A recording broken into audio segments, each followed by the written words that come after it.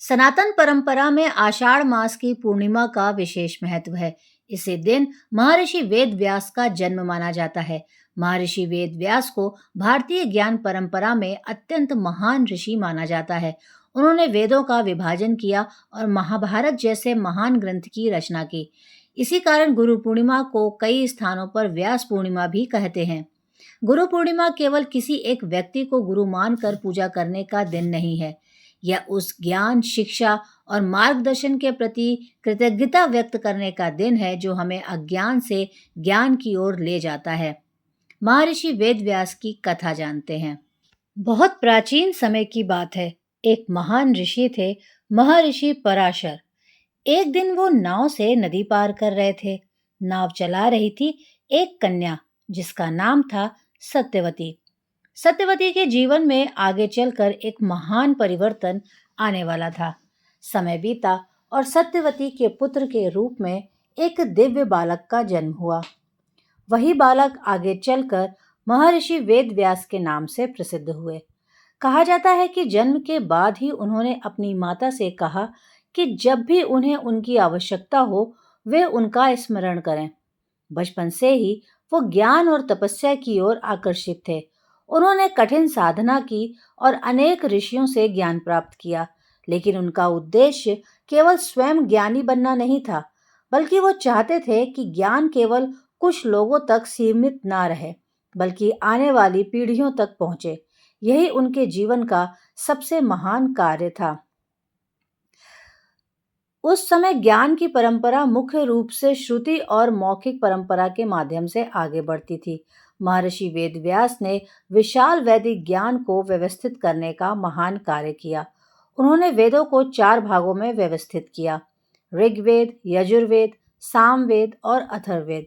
उन्होंने अपने शिष्यों को भी ज्ञान दिया ताकि वह परंपरा आगे चलती रहे। यही कारण है कि उन्हें ज्ञान परंपरा में अत्यंत महत्वपूर्ण स्थान प्राप्त है। महर्षि वेदव्यास का एक और महान कार्य था महाभारत।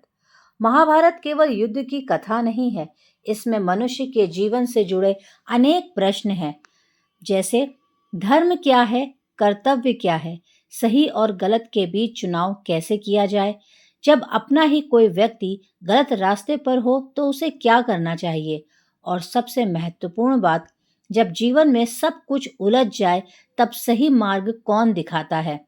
महाभारत में भगवान श्री कृष्ण द्वारा अर्जुन को दिया गया ज्ञान भी उसी महान परंपरा का हिस्सा है। गुरु का वास्तविक अर्थ भी समझाया। गुरु शब्द का अर्थ बहुत गहरा है। गु का अर्थ अंधकार और रू का अर्थ उस अंधकार को दूर करने वाला बताया जाता है। अर्थात गुरु वह है जो हमारे जीवन से अज्ञान का अंधकार हटाकर ज्ञान का प्रकाश दिखाए। गुरु हमेशा कोई व्यक्ति ही हो, यह आवश्यक नहीं है। कभी माता पिता गुरु बनकर हमें जीवन का पहला पाठ सिखाते हैं, कभी कोई शिक्षक हमारे अंदर छिपी प्रतिभा पहचानता है, कभी कोई संत हमें सही मार्ग दिखाता है, और कभी कभी जीवन में कोई कठिन परिस्थिति भी हमारी गुरु बन जाती है। इसलिए गुरु पूर्णिमा हमें केवल गुरु की पूजा करना नहीं सिखाती, यह हमें अपने जीवन में मिले ज्ञान और मार्गदर्शन के प्रति कृतज्ञ होना सिखाती है। गुरु पूर्णिमा के दिन आपको क्या करना चाहिए? गुरु पूर्णिमा के दिन अपने गुरु, शिक्षक, माता पिता या उन सभी व्यक्तियों के प्रति सम्मान और कृतज्ञता व्यक्त करें जिन्होंने जीवन में आपको कुछ अच्छा सिखाया। यदि आपके गुरु जीवन में जीवित हैं तो उनका आशीर्वाद लें, यदि वे दूर हैं तो श्रद्धा से उनका स्मरण करें। अपने अध्ययन या कार्य की शुरुआत गुरु को प्रणाम करके करें, और सबसे ज़्यादा ज़रूरी, गुरु की शिक्षा को अपने जीवन में उतारने का प्रयास करें, क्योंकि केवल गुरु के चरणों में सिर झुका देना पर्याप्त नहीं होता। गुरु की बात को जीवन में उतारना ही उनके प्रति सच्ची श्रद्धा है। इस पर्व का सबसे ज़्यादा सुंदर संदेश क्या है? सुंदर संदेश है कि ज्ञान का सम्मान कीजिए, अपने गुरु का सम्मान कीजिए, और जीवन में सही मार्ग दिखाने वाले व्यक्ति को कभी मत भूलिए, क्योंकि धन खो जाए तो दोबारा कमाया जा सकता है, सुविधाएं चली जाएं तो वापस प्राप्त की जा सकती हैं, लेकिन यदि जीवन में सही दिशा ही चली जाए तो मनुष्य बहुत कुछ प्राप्त करके भी भटक सकता है।